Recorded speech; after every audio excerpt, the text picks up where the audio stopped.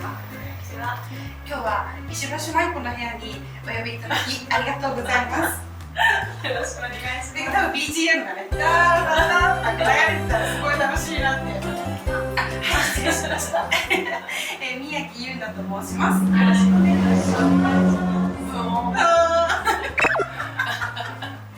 もうね、ゆうなちゃんは本当になんだろう、明るいから関係性としてはね、私は今マネージャーとしてブラジル事務所スタッフとして、でもゆうなちゃんもブラジル事務所スタッフ、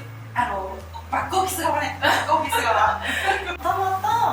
トイさんのね、アテンドマネージャーとして、アテンドマネージャーでも本当にアテンドで、当時40年前になるんですけど、クラシックのアーティストって今はいろんな多様性があるので、現状ちょっと私も全部知ってるわけじゃないんですけど、本当に40年前は芸能人のマネージャーさんとはまた違って1人のマネージャーが何人もアーティストを抱えてる。地方の公演に行く時はその手配まではするけど1人で行ってきてねとか、そういう状態だったのが普通で、そこで彼女が「情熱大陸」に出ちゃった。20歳だったかな。私はその時学生で、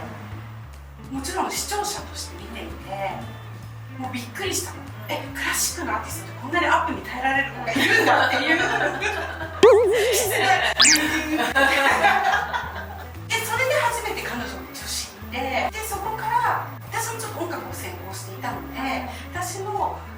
ついてたその先生たち、教授の先生たちが所属していた東京の外国の方のご夫婦だったんだけど、先生たちはその東京で日本で所属している音楽事務所のマネージャーさん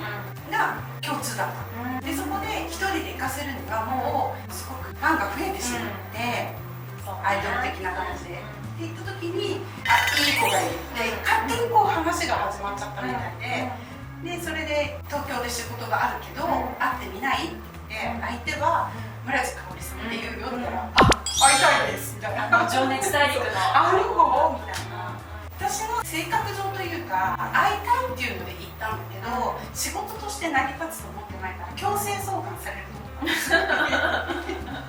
からちょっとリハボコにも会って行ったっていうのが、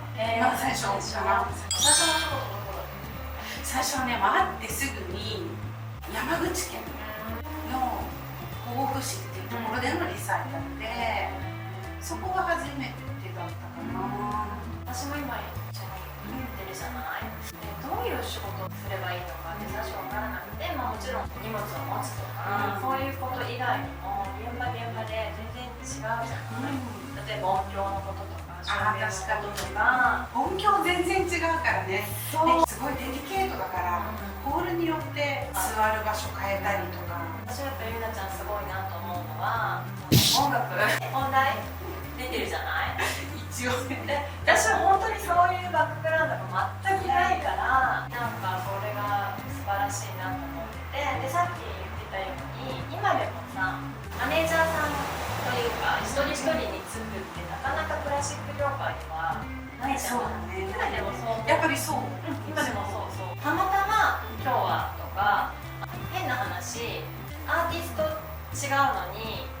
マネージャーさん一緒っていうことがよくある。この間は何々の時にお世話になりましたとかっていう一人のマネージャーさんが3人とか5人とかしていてっていうことがすごく多いから、それも知らなかったこと、私が仕事始めるまで。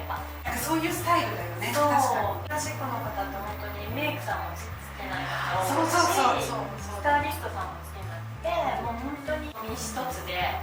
結構多分主流、今でも多いじゃないかな、もしかするとね。そういう意味ではオンリーワンな感じなんじゃないかなと思う。私が初めてゆうなちゃんに会った時は浅草の方の北海道出会いがね、ギタリスト村地香織じゃなかったの。飲み友達で、うちの親との仕事のつながりだったんだけど、クラシックギターとかいうものを知らずで、クラシックギターを弾いてるって言って、で今度コンサート来てっていうふうに誘ってもらったの。確かに北海道だったと思う。それでチケットとかどうしたらいいって言ったら、来てくれれば大丈夫だからって言った最初に行った時はった後楽屋っていうか行かせてもらって、すごくこういろんな人が会いに来るじゃない。そうだね。お花持ったりなんかこうなんかお菓子持ったりとかで、それをなんかこうすごくパンパンパンパンパンってさばいてるイメージ。さばいてた。やった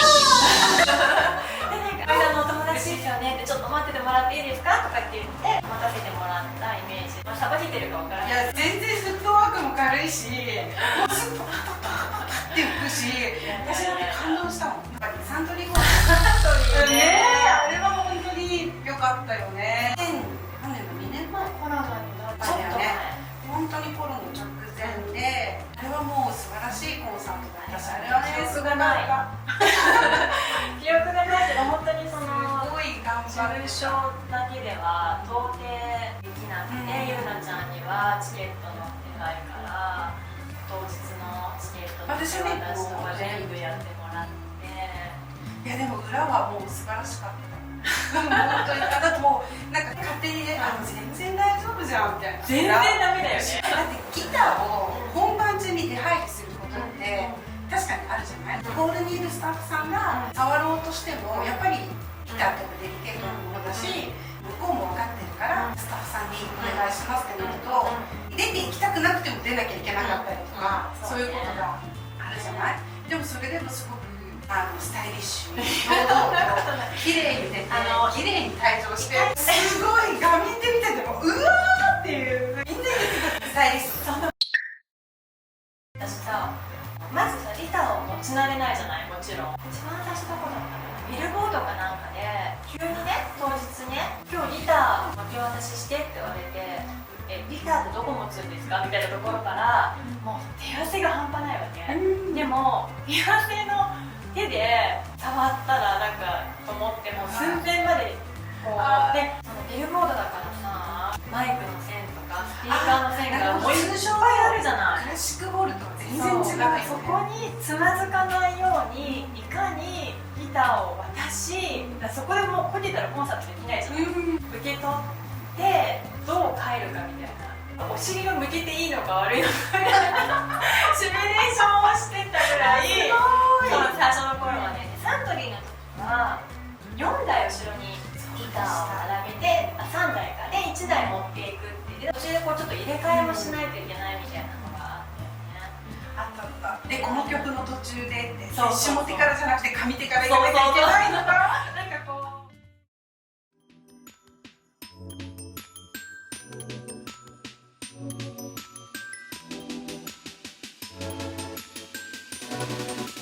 Go home, John.